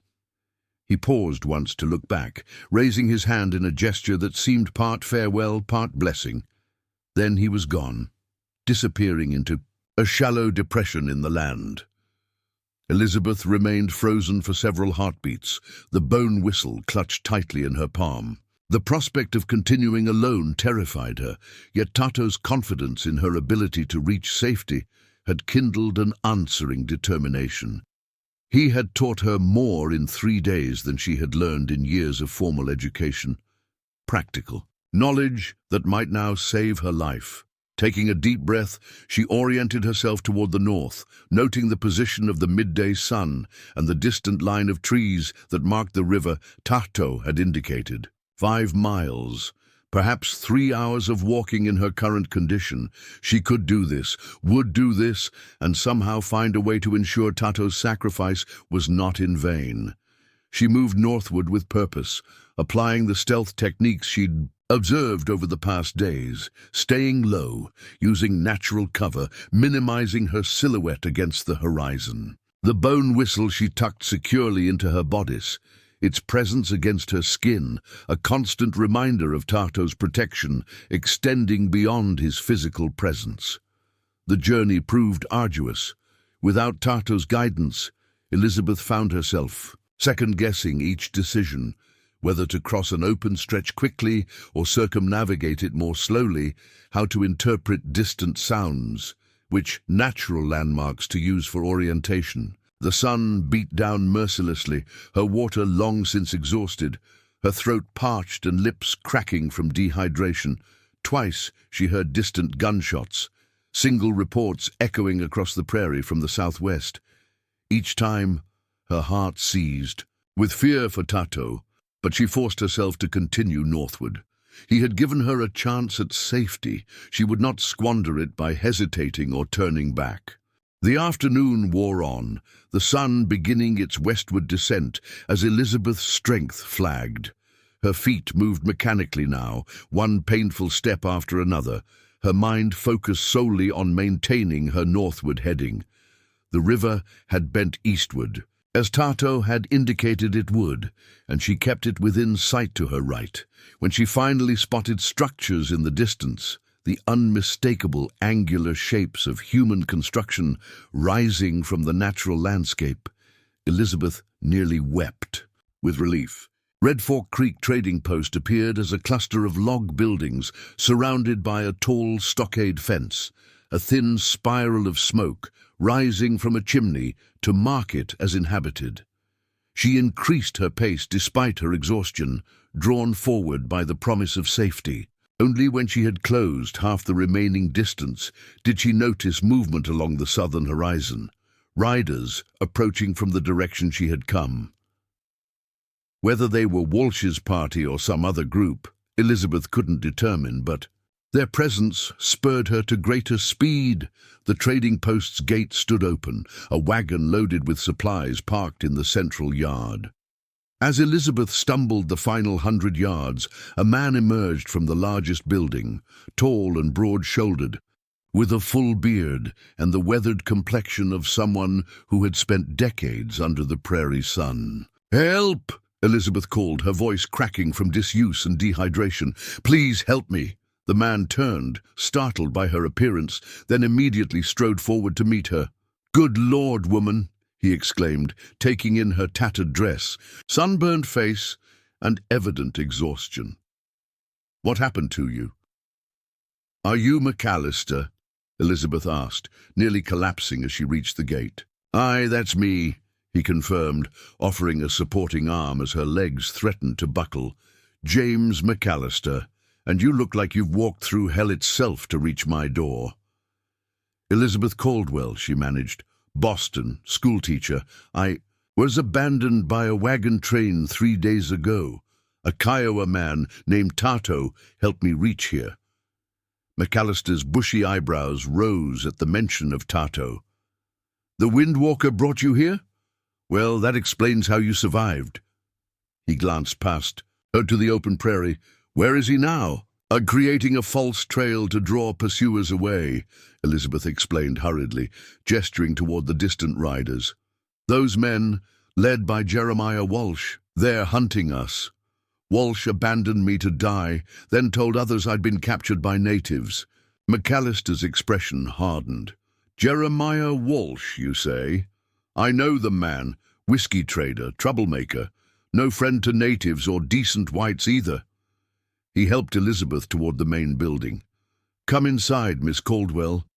You're safe now, Dawn," came with a clarity Elizabeth had rarely experienced in Boston, the sun rising over the eastern prairie in a spectacular display of crimson and gold that transformed the landscape. She stood on the trading post's porch, a steaming cup of coffee warming her hands, watching the day begin with new appreciation for its simple beauty. Her night had passed in fitful sleep, punctuated by dreams of pursuit across endless prairies. She had woken feeling physically stronger, but emotionally unsettled, her thoughts continually returning to Tahto. Had he successfully evaded Walsh's men? Was he safe? Or had her escape come at the cost of his freedom? Or worse? "You're up early," observed James McAllister, joining her on the porch with his own coffee. "Most folks sleep for days after an ordeal like yours." "I couldn't rest," Elizabeth admitted, "not knowing what happened to Tahto." McAllister nodded, understanding. "The Wind Walker is resourceful. I've known him to disappear for months, then reappear precisely when needed." He sipped his coffee, studying the horizon. "Lieutenant Morrison should arrive by midday. He'll want your full account of what happened." "Will he believe me over Walsh?" Elizabeth asked, voicing the concern that had troubled her through the night. A woman's word against an established businessman? "Morrison is career army, not a frontier opportunist," McAllister replied with quiet confidence. "He's seen enough of Walsh's type to recognize a fabrication, and your state when you arrived here speaks volumes about the truth of your ordeal." Their conversation was interrupted by the arrival of Martha, carrying a plate of corn cakes and preserves. "You need to eat," she insisted, setting the food before Elizabeth. "Can't rebuild strength on coffee alone." Elizabeth accepted gratefully, realizing how ravenous she felt despite her concerns. The simple fare tasted extraordinary after days of deprivation and makeshift meals. "I've been thinking," she said between bites, "about what happens next." "Returning to Boston, I imagine," Martha suggested. "After what you've experienced, surely the frontier holds little appeal now." Elizabeth shook her head slowly. "That's what puzzles me. By all logic, I should want nothing more than to return east, to safety and civilization. But something's changed in me these past days." The McAllisters exchanged knowing glances. "The frontier does that," James acknowledged, "changes a person's perspective on what matters, what's worth fighting for." "I came west believing education was the path to understanding between cultures," Elizabeth continued, "that teaching reading and arithmetic would somehow bridge the divide between settler and native societies." She set down her fork, looking directly at the McAllisters. "But I've learned that true understanding doesn't begin with books or slates. It begins with experience, with walking in another's moccasins, as Tahto might say." Martha smiled approvingly. "That's wisdom many never acquire, even after decades out here. The American Education Society sent me to establish a school in Jackson's Crossing," Elizabeth said. "But I'm no longer certain that's where I'm needed most." Before the McAllisters could respond, a commotion in the trading post yard drew their attention. A young native man, Kiowa by his dress and bearing, had ridden through the gate at a gallop, dismounting before his horse had fully stopped. He spoke rapidly to one of McAllister's assistants, gesturing urgently toward the north. McAllister rose immediately, striding to meet the messenger. Their conversation, conducted in a mixture of Kiowa and English, was too distant for Elizabeth to follow. When McAllister returned to the porch, his expression was grave. "Trouble?" Martha asked, reading her husband's face. "Walsh has gone to the Kiowa camp north of here," McAllister confirmed, "demanding they turn over Tahto, claiming he kidnapped a white woman. Has 8 armed men with him, including 2 from Fort Belknap's garrison." Elizabeth gasped. "Fort Belknap is supporting him?" "Not officially," McAllister clarified. "The messenger says they're wearing army uniforms but acting without orders, likely friends of Walsh's bribed with whiskey or promises." "What will happen?" Elizabeth asked, dread forming a cold knot in her stomach. "Hard to say. The camp leader, Many Horses, is temperate and wise. He won't start a conflict, but he won't surrender one of his own without cause either." McAllister's brow furrowed with concern. "The messenger says Tahto arrived at the camp late yesterday. He's there now." Elizabeth set her plate aside, rising with sudden determination. "I need to go there." Immediately. My testimony can prove Walsh is lying." "It's 10 miles north," Martha protested. "You're barely recovered from your ordeal." "I'll ride," Elizabeth insisted. "Please, Mr. McAllister, you said yourself that Lieutenant Morrison won't arrive until midday. By then it could be too late." McAllister studied her with measuring eyes, then nodded decisively. "Martha, fetch Miss Caldwell riding clothes from our supplies. I'll saddle Dancer. She's gentle but swift." He turned back to Elizabeth. "Can you ride? Properly, I mean." "I grew up riding in Massachusetts," Elizabeth confirmed. "Not expertly, but competently." "Good enough. The messenger will guide you. I'll follow with armed men as soon as I can assemble them."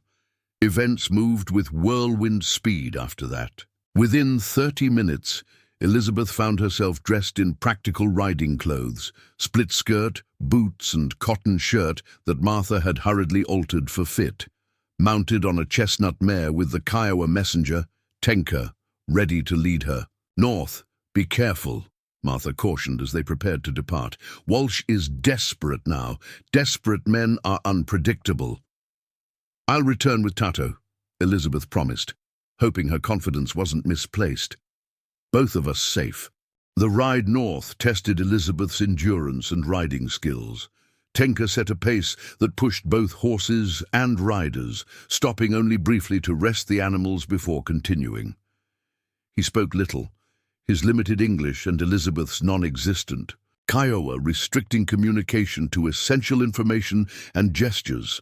As they rode, Elizabeth's thoughts raced ahead to the confrontation awaiting her. Walsh would be enraged to see her alive and well, his fabricated rescue narrative destroyed by her very presence. The false authority he'd mustered, including the unofficial military presence, suggested he was gambling everything on this final attempt to silence her. What drove such desperate measures? The question had troubled Elizabeth throughout her ordeal. Abandoning her had been cruel but explainable. Walsh's prejudice against her educational plans provided sufficient motive. But this relentless pursuit, this elaborate deception involving the reverend and now rogue soldiers, suggested something deeper at stake. The Kiowa camp came into view shortly before noon, a circle of teepees arranged along a creek bank, horses grazing in a nearby meadow. Even from a distance, Elizabeth could see unusual activity. People gathering in the central area, mounted men positioned defensively around the perimeter. Tension was visible even in this pastoral setting. Tenka signaled for Elizabeth to slow as they approached, then called out in Kiowa, announcing their arrival, she presumed. 2 mounted warriors rode forward to meet them, weapons visible but not directly threatening. They exchanged words with Tenka, their expressions changing as they looked at Elizabeth with new interest. One warrior gestured for them to follow, leading them into the camp where dozens of eyes tracked their progress. Elizabeth sat straight, in the saddle, meeting curious gazes with respectful nods, trying to project confidence she didn't entirely feel. At the camp center, she found the confrontation already in progress. Walsh stood with 5 armed men, including 2 in partial military uniform, facing a group of Kiowa elders. Behind the elders, slightly separated from both groups, stood Tato, unbound but clearly guarded by 2 warriors. His expression, when he spotted Elizabeth, shifted from stoic resignation to stunned disbelief. "Miss Caldwell," he acknowledged, using her name for the first time since their meeting. Walsh spun around at the name, his face contorting with shock and fury as he recognized Elizabeth despite her changed appearance. "What devilry is this?" he sputtered. You should be dead," Elizabeth supplied coldly, dismounting with Tenka's assistance. "Yes, that was your intention when you abandoned me in Comanche territory, wasn't it, Mr. Walsh? To silence my progressive educational ideas permanently while absolving yourself of direct murder." The Reverend pushed forward, confusion evident on his face. "Miss Caldwell? But Mr. Walsh said you were taken captive during an attack."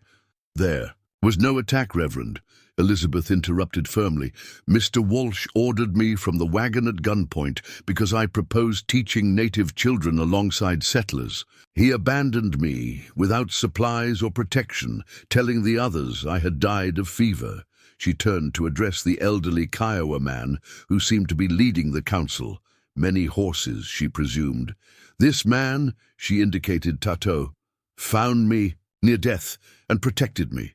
He guided me to safety at great personal risk, while Walsh organized parties to hunt us down. Many horses studied Elizabeth thoughtfully before responding in heavily accented but clear English. Windwalker said white teacher woman would speak truth. Now she comes as he predicted. Walsh's face had turned nearly purple with rage. She's been bewitched, corrupted by her savage captor. Can't you see she's been turned against her own kind? My own kind left me to die, Elizabeth replied with quiet dignity, while the man you call savage showed more humanity, honor, and wisdom than any settler I've encountered in this territory. She addressed the two soldiers directly. Are you here under official orders from Fort Belknap? Does your commanding officer know you're threatening a peaceful Kiowa camp? The men shifted uncomfortably, exchanging uneasy glances. The older of the two finally spoke. Ma'am, we were told a white woman needed rescue from Indian captivity. No official orders, exactly. Then, you've been deceived, Elizabeth stated firmly. Mr. Walsh abandoned me to die, then created this false narrative when I survived. I was never captive. I was protected by Tato when all others had forsaken me. The revelation created visible uncertainty among Walsh's supporters. The Reverend looked particularly shaken, stepping away from Walsh as though physical distance might separate him from the deception. Walsh, sensing his control slipping, made a desperate play. She's lying. The savage has turned her mind with tribal magic or herbs. He reached for his pistol.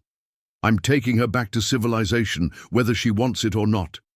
Several things happened simultaneously. The Kiowa warriors raised their weapons, the elders stepped back, and Tato moved with astonishing speed to place himself between Elizabeth and Walsh. But it was many horses who diffused the situation, his authoritative voice cutting through the tension. No blood will spill in this camp, he declared, raising his hand. The woman has spoken her truth. Windwalker has spoken his truth. Now you, trader of whiskey, have shown your truth through actions, not words. Walsh found himself suddenly isolated, his supporters backing away as the reality of their situation became clear. Even the soldiers had stepped aside, unwilling to risk their careers or lives for what was evidently a personal vendetta. This isn't over, Walsh growled, though his bravado had hollowed. The military will hear about this, harboring a white woman, threatening honest settlers. The military is already here, announced a new voice from the edge of the gathering. Elizabeth turned to see a cavalry officer on horseback, accompanied by 8 mounted soldiers in full uniform. Lieutenant Morrison, she presumed, arrived earlier than expected and at the perfect moment. Lieutenant, Walsh began, attempting to regain control of the narrative. Thank God you've arrived. These savages have— Save it, Walsh, Morrison interrupted coldly. McAllister sent a rider at dawn. I know the full story. He dismounted, approaching with the confident bearing of legitimate authority. Miss Caldwell, I presume, Elizabeth nodded. Yes, Lieutenant.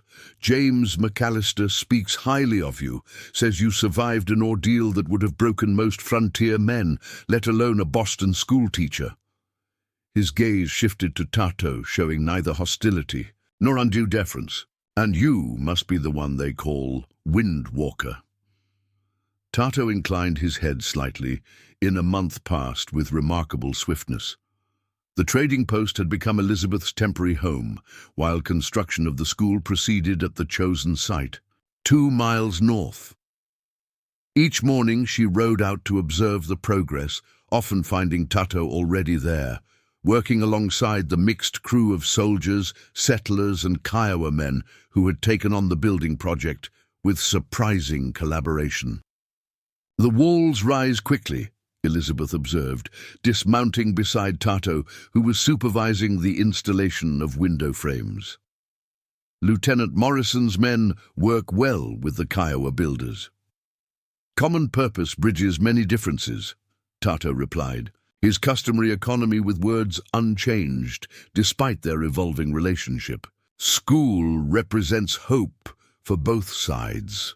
Elizabeth nodded, watching as a Kiowa worker demonstrated a more efficient notching technique to a young soldier. Such small moments of cultural exchange had become increasingly common as the project advanced. First students arrive next week, she said. 5 from the settlement, 7 from the Kiowa camp, 3 mixed-blood children from families near the trading post. She glanced at Tato. Are you nervous? The question seemed to surprise him. Nervous? For teaching? For stepping into a formal role as educator, Elizabeth clarified. It's different from the kind of teaching you did with me in the wilderness. Tato considered this. Teaching is teaching. Location changes. Principles remain. After a moment, he added, but yes, some uncertainty. The admission of vulnerability, however slight, represented significant trust. Elizabeth smiled encouragingly. We'll learn together. That's the foundation of what we're building, not just reading and mathematics, but genuine exchange of knowledge. Their conversation was interrupted by the arrival of Martha McAllister's wagon, loaded with furnishings for the schoolroom. Benches, a teacher's desk, slates, and books Elizabeth had ordered from St. Louis. Delivery day, Martha called cheerfully, pulling the team to a halt. And not just furniture. There's a packet of letters for you from Boston, Elizabeth. Came in with the military post. Elizabeth felt a flutter of anticipation mingled with apprehension. She had written to her family and the American Education Society weeks ago, explaining her change of plans and her reasons for establishing the border school. These would be their first responses. Help us unload first, Martha suggested, noting Elizabeth's expression. Then you can read your letters in peace. The next hour passed in productive activity, with everyone contributing to transform the newly constructed building into a proper schoolroom. When the last bench was positioned and the books arranged on their simple shelves, Martha pulled Elizabeth. Aside! Go on, she urged, pressing the packet of letters into Elizabeth's hands. Go read these. Tato and I can finish here. Elizabeth found a quiet spot beneath a cottonwood tree near the creek and opened the first letter, from her father, Professor William Caldwell of Harvard. His precisely penned words flowed across the pages, moving from initial horror at her ordeal to grudging respect for her decision to remain in Texas. While I cannot pretend to understand fully the transformation you describe, he wrote, I recognize the passion in your words. Your mother and I raised you to think independently and to follow your convictions, even when they lead to unconventional paths. We ask only that you exercise due caution and write to us regularly. Relief washed through Elizabeth. She had feared rejection or demands for her immediate return east. Instead, her father offered qualified support, treating her as the adult she had proven herself to be. The second letter came from Sophia Peabody, her mentor at the American Education Society. This correspondence proved more challenging, as the society struggled to reconcile its institutional mission with Elizabeth's unorthodox approach. Your proposed border school represents a significant departure from our established educational philosophy, Sophia wrote. While we commend your survival and adaptability, we must express reservations about certain aspects of your curriculum, particularly the inclusion of native spiritual concepts and what you term wilderness knowledge alongside traditional academic subjects. Elizabeth had anticipated this reaction. The society had commissioned her to bring Eastern education westward, not to create a hybrid educational model incorporating native perspectives. Yet Sophia's letter stopped short of withdrawing support entirely. Given the unique circumstances and Lieutenant Morrison's endorsement, the board has voted to continue your funding for 1 year, at which time we will evaluate the school's progress and alignment with society objectives. A year. Time enough to demonstrate the value of her approach, to prove that true education must flow in both directions. Elizabeth tucked the letters into her pocket, her determination reinforced rather than diminished by the society's hesitation. When she returned to the schoolhouse, she found Tato alone, carefully arranging river stones of varying sizes on a side table. For mathematics, he explained, seeing her questioning look. Children learn numbers better when they hold them, move them. Kiowa children count with stones before symbols. Elizabeth nodded appreciatively. Concrete before abstract. Excellent pedagogy. My professors at normal school taught similar principles, though they rarely practiced them. Your letters brought good news? Tato asked, noting the lightness. In her step, mixed, Elizabeth admitted. My family supports my decision to stay, though they worry. The society has concerns about our curriculum, but will continue funding for a year. 1 year to change thinking of generations, Tato observed. Challenge worthy of your spirit. Before Elizabeth could respond, the sound of approaching horses drew their attention. Through the open doorway, they watched 4 riders approaching. Lieutenant Morrison accompanied by a civilian stranger and 2 soldiers. Visitors, Tato noted, his posture subtly shifting to alertness. Elizabeth smoothed her skirts and stepped outside to greet the newcomers. Morrison dismounted first, removing his hat in polite acknowledgement. Miss Caldwell, good afternoon. I've brought someone who expressed particular interest in your educational experiment. He gestured to the civilian rider, a distinguished-looking gentleman in his 50s, wearing Eastern clothing that appeared out of place in the frontier setting. May I present Dr. Edmund Fletcher, Special Commissioner for Indian Affairs from Washington. Elizabeth concealed her surprise, extending her hand to the visitor as he dismounted. Commissioner Fletcher, welcome to our school. We're honored by your interest, though I wish we'd had notice of your visit. We're still in final preparations for next week's opening. Fletcher clasped her hand firmly, his keen eyes taking in every detail of the building and its surroundings. The unplanned inspection often reveals more than the prepared presentation, Miss Caldwell.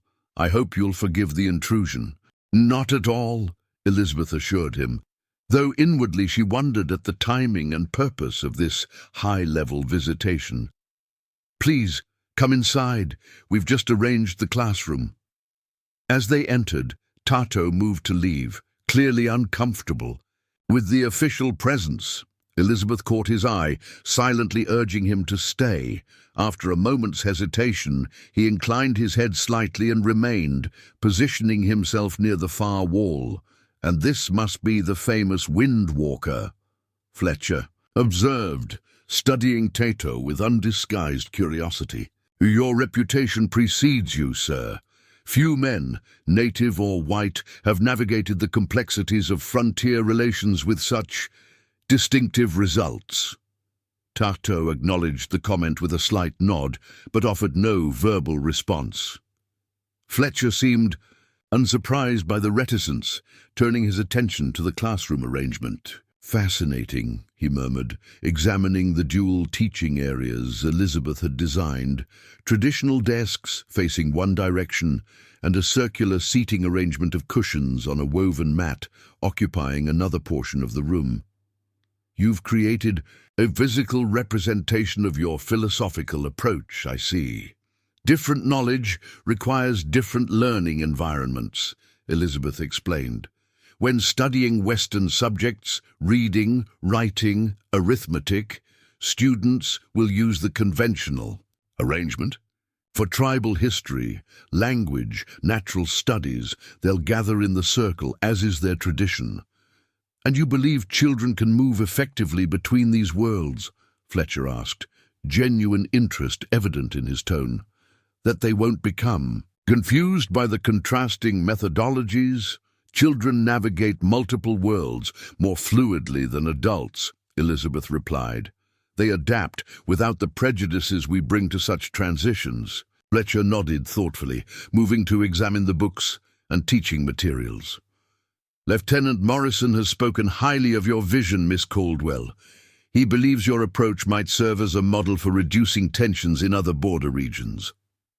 Elizabeth glanced at Morrison, who stood quietly by the door. The lieutenant has been extraordinarily supportive. Without his assistance, we could never have progressed so rapidly. Tell me, Fletcher continued, turning to face her directly, what do you hope to accomplish here beyond the basic education of a few local children? Surely such an unconventional undertaking has broader ambitions. The question cut to the heart of Elizabeth's purpose, bypassing polite preliminaries. She appreciated his directness and responded in kind. I believe the current approach to native education is fundamentally flawed, she stated. Government schools strip away cultural identity while imposing Western knowledge without context or respect for existing wisdom. The result is children alienated from both worlds, belonging fully to neither. Fletcher's eyebrows rose slightly. A bold critique from someone commissioned by the American Education Society. My experiences altered my perspective, Elizabeth acknowledged. What I propose instead is education that acknowledges the value in both cultures, that prepares children to navigate an evolving frontier while maintaining their cultural foundations. And you, sir? Fletcher addressed Tato directly. What brings a man of your independent reputation to participate in an institutional project like this school? For a moment, Elizabeth feared Tato would retreat into his habitual silence with strangers. Instead, he stepped forward, speaking with quiet authority. Children deserve better choices than I had, he said simply. To know both worlds without rejecting either, to walk between with strength, not confusion. Fletcher studied him with heightened interest. You speak from experience.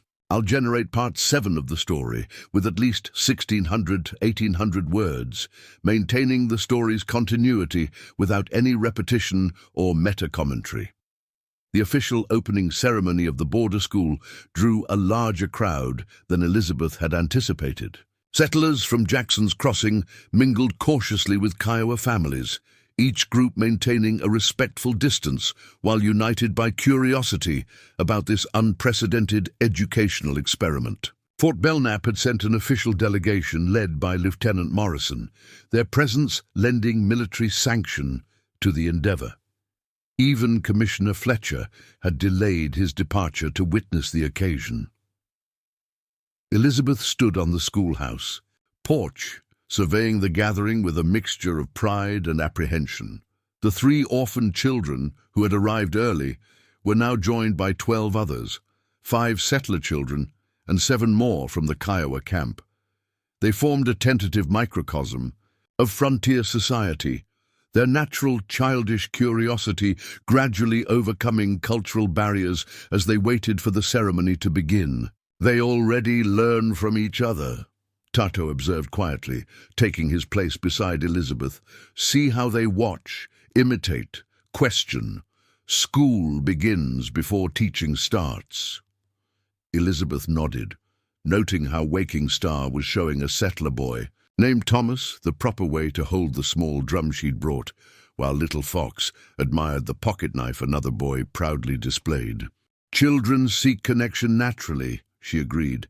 It's adults who build walls between cultures. Many horses arrived with a delegation of tribal elders, their solemn dignity commanding instant respect from the assembled crowd.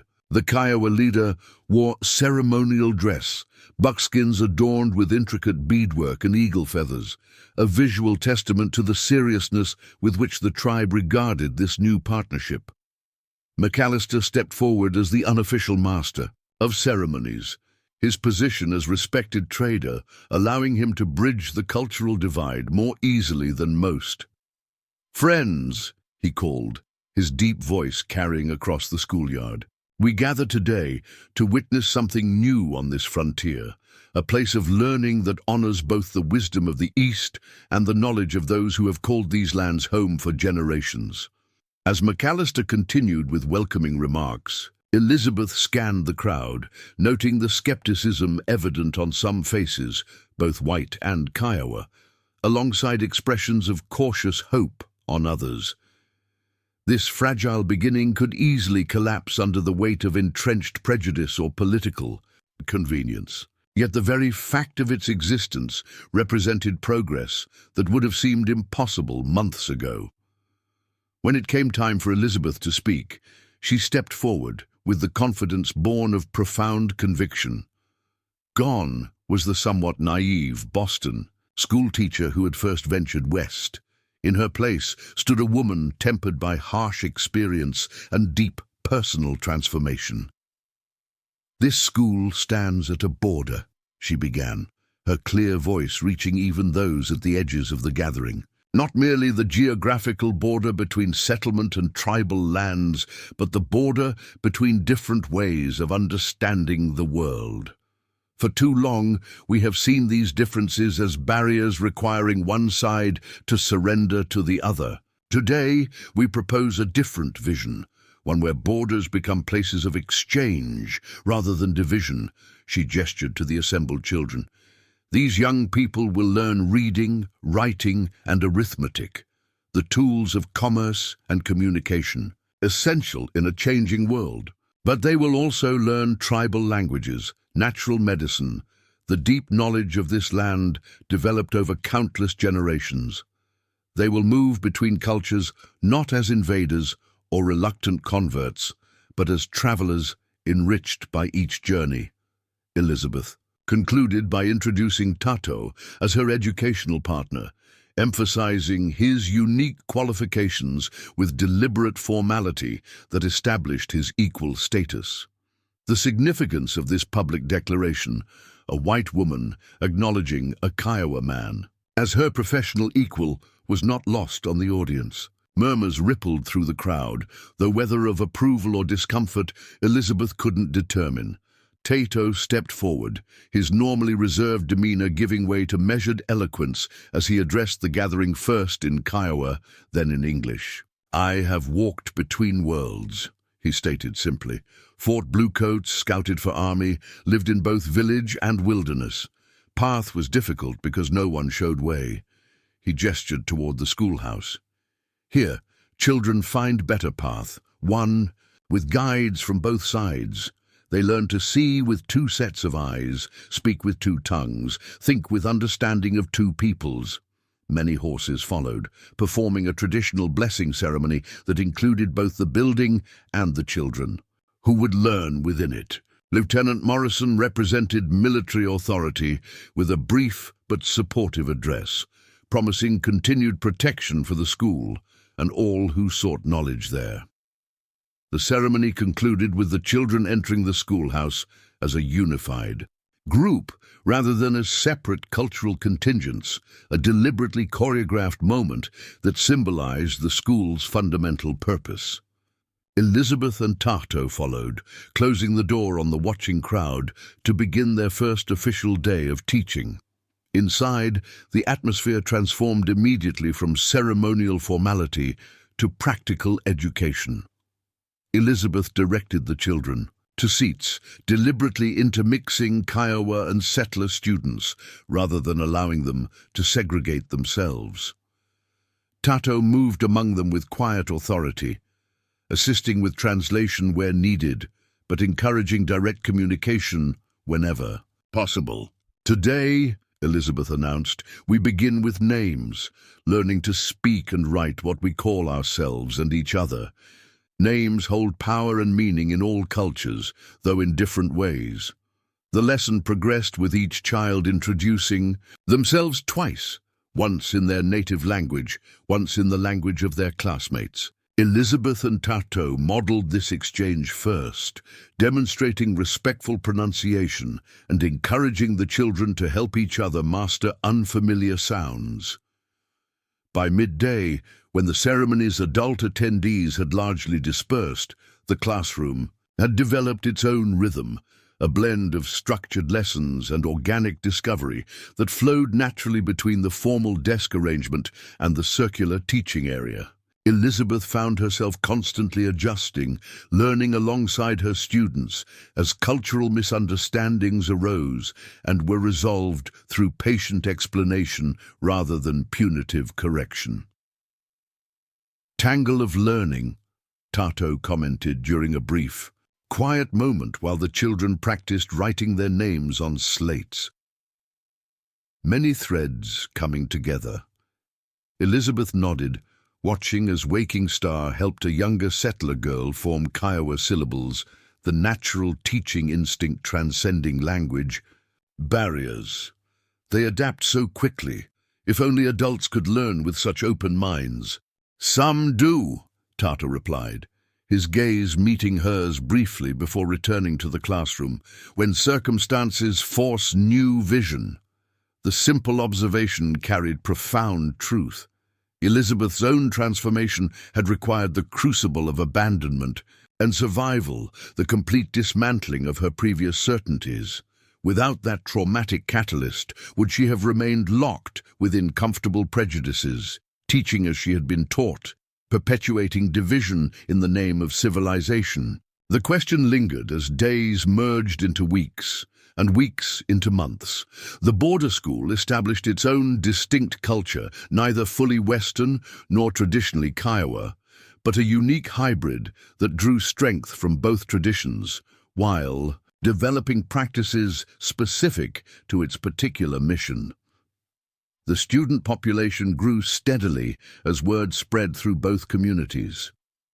By the third month, Elizabeth and Tato were teaching 28 children of various ages and backgrounds. The original schoolhouse had been expanded with an additional room, constructed through the same collaborative effort that had built the initial structure. Commissioner Fletcher's promised funding arrived, allowing for improved materials and the hiring of a young mixed-heritage woman named Sarah Cloud as teaching assistant. Sarah, daughter of a Comanche mother and settler father, brought valuable perspective and additional language skills to the educational team. Walsh's trial at Fort Belknap had concluded with a conviction for abandonment and fraudulent representations. To military personnel, his sentence, 5 years at the federal penitentiary in Leavenworth, removed a potential threat to Elizabeth's safety and the school's operation. The 2 soldiers who had supported his false claims against Tato received dishonorable discharges, their punishment serving as a warning to others who might consider similar actions. Elizabeth maintained regular correspondence with her family in Boston and with Sophia Peabody at the American Education Society. Her detailed accounts of the school's methodology and results gradually softened the society's institutional resistance, though they remained cautious in their assessment of her unorthodox approach. "They still hope I'll eventually return to conventional education," Elizabeth remarked to Tato one evening as they reviewed the next day's lessons in the quiet schoolroom. "Each letter suggests ways I might make our curriculum more properly academic and less focused on tribal knowledge." Tato looked up from the map he was preparing for a geography lesson. "Do you regret your choice? Path would be easier with society's full approval." "Easier but less meaningful," Elizabeth replied without hesitation. "I've seen our students' progress, not just in reading and mathematics, but in their capacity to navigate cultural differences, to value multiple perspectives. That's worth more than institutional comfort." Their educational partnership had evolved through daily collaboration into something deeper than either had anticipated. Elizabeth found in Tato a colleague whose insights complemented and often challenged her own pedagogical assumptions. He, in turn, had discovered in her a willingness to learn that transcended the usual settler certainty about superior knowledge. This mutual respect formed the foundation of the school's success, modeling, for their students, the very cultural exchange they sought to encourage. Though they maintained appropriate professional boundaries, Elizabeth was increasingly aware of a personal connection developing alongside their shared educational mission, one she hesitated to name or examine too closely. Winter arrived on the Comanche, Texas frontier with unexpected severity, bringing bitter cold and occasional snow that transformed the landscape. The schoolhouse stove burned continuously, consuming precious firewood faster than anticipated. Students arrived bundled in whatever warm clothing their families could provide. Blanket coats and fur wraps for the Kiowa children, wool and flannel. For the settlers, Elizabeth worried particularly about the 5 students now boarding at the school, the 3 orphans who had arrived before the official opening, and 2 others whose families lived too far away for daily travel.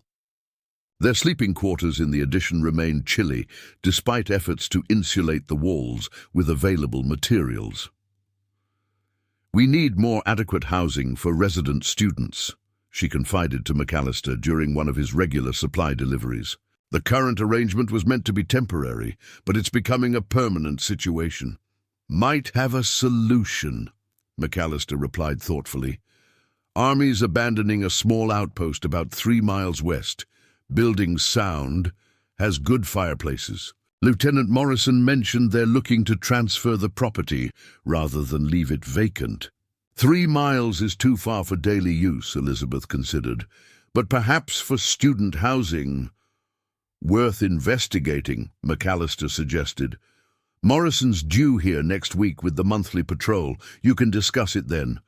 The prospect of expanded facilities prompted discussions between Elizabeth and Tato about the school's long-term development. What had begun as an experimental classroom had gradually evolved towards something more ambitious, a true cultural meeting place where education formed the centerpiece of broader exchange.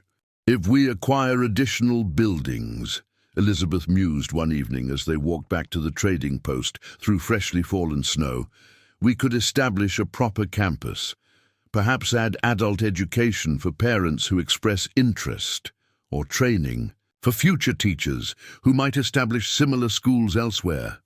"Growing vision," Tato observed, his breath forming clouds in the frigid air. "From survival to building future." Elizabeth smiled at the apt characterization. "I suppose that's been my journey from the beginning, from merely surviving abandonment to creating something meaningful from that experience." "Mine also," Tato acknowledged quietly. "Found purpose in what began as simple protection."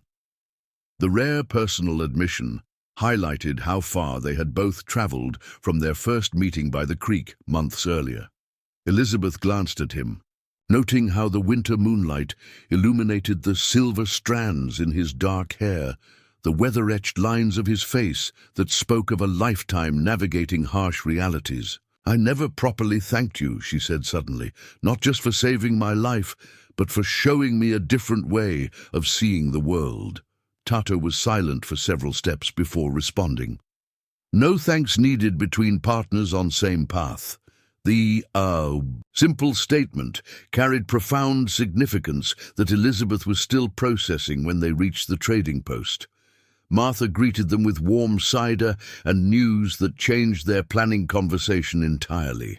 "Ryder came from Fort Belknap while you were at school," she reported, her expression concerned.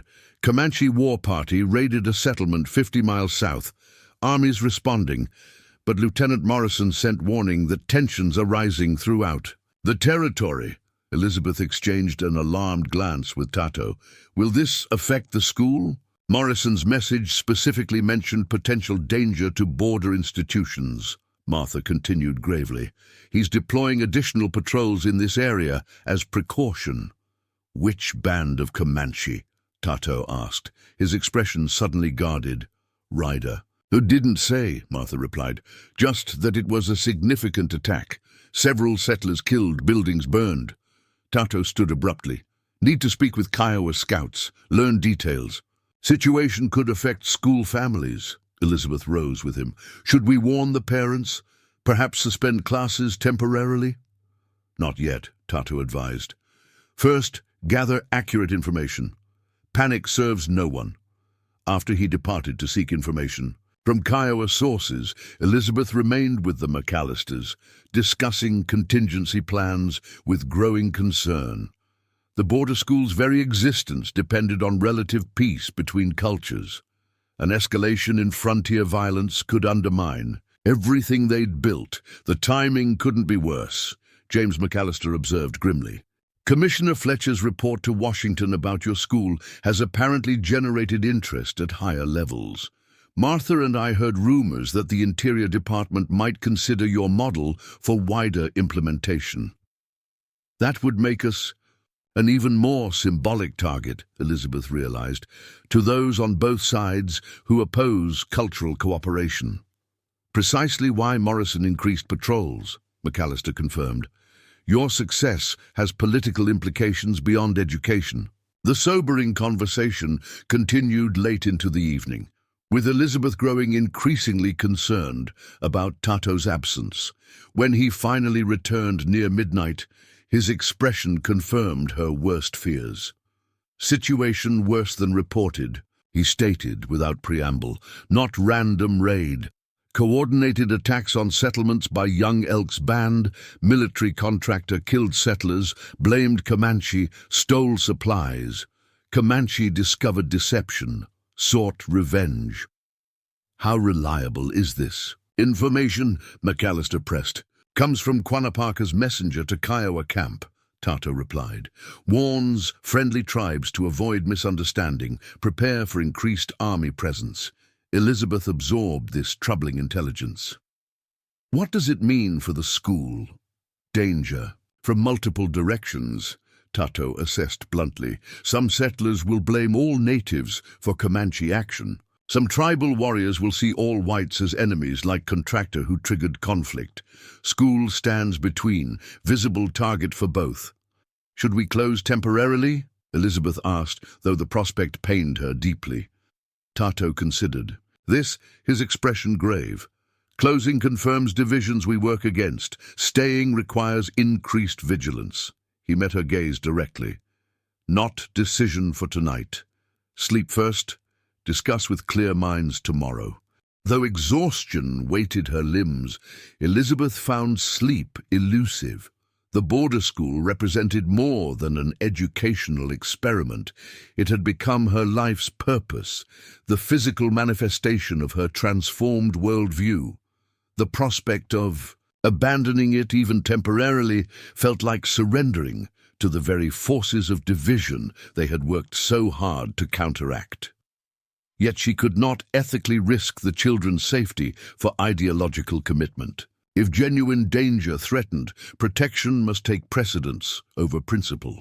The difficulty lay in accurately assessing threats in a territory where rumors often outpaced facts, where cultural misunderstandings could transform minor incidents into catalysts for violence. By dawn, Elizabeth had reached a decision. She rose early, dressing warmly against the winter chill, and made her way to the small cabin behind the trading post where Tato stayed when not at the Kiowa camp. She found him already awake, seated outside despite the cold, watching the sunrise. With characteristic stillness, "I've been thinking about our situation," she began without preamble, her breath visible in the frigid air. "As have I," Tato replied, gesturing for her to join him on the rough-hewn bench. "Closing the school surrenders everything we've built," Elizabeth stated, settling beside him. "Yet keeping children in potential danger is unacceptable." Two principles in conflict, Tato agreed. Safety and purpose. What if we found a middle path? Elizabeth suggested. Continue teaching, but relocate temporarily to Fort Belknap where protection is stronger. Lieutenant Morrison has expressed support. He might accommodate us until tensions ease. Tato considered this proposal, his expression thoughtful. Fort brings own complications. Many Kiowa parents will not send children to military post. Too many bad memories. Some settler parents will object to continued mixing of students in confined space. Then what alternative do we have? Elizabeth asked, frustration edging her voice. Tutto was silent for a long moment, his gaze fixed on the distant horizon, where dawn colors were fading into clear as the morning sun fully emerged. Tutto made his decision. We stand our ground. What we've built here is worth defending. Elizabeth touched his hand briefly, understanding passing between them. Together, then. They watched as their students began arriving, Kiowa and settler children walking side by side, despite the tensions around them. This, Elizabeth said softly, is why we continue. The children entered the schoolhouse, proof that different worlds could unite when given the chance. If this story of courage and transformation has touched your heart, don't forget to subscribe to our channel for more inspiring frontier tales. Your support means everything to us.